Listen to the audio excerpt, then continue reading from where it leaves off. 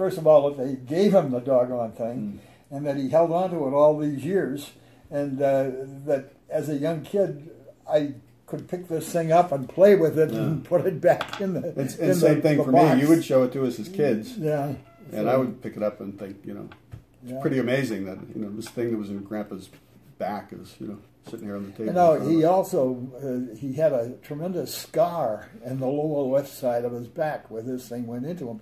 The scar, I think, was perhaps 5 to 6 inches long, and all wrinkled and kind of soft in the middle where this thing went into him.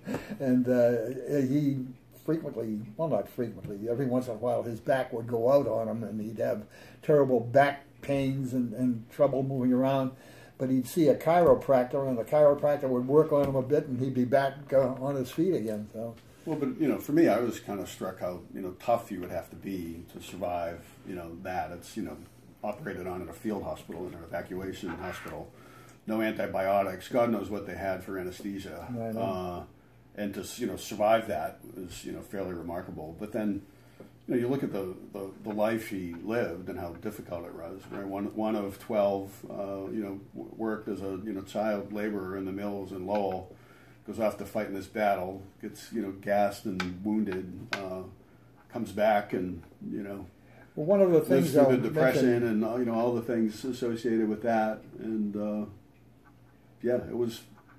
He bought the house on Beacon Street, corner of Beacon and Durant Street in Lowell, and decided that we needed a garage. Now, the house sat up on a hill with kind of running down and around, and he took a pick and shovel and dug out a garage by hand next to the house that was underground or level with the backyard.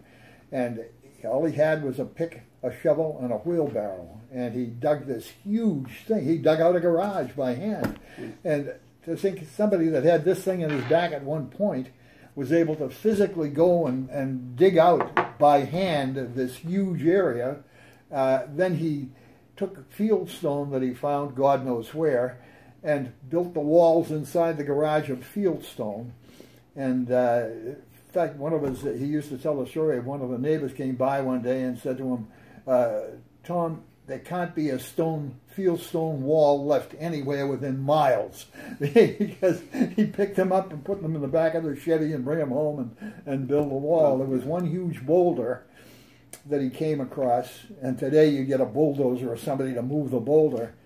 He did it with a hammer and chisel, chipping away at the boulder, and by hand eliminated half that boulder, and the rest of it stayed in the wall when he was there.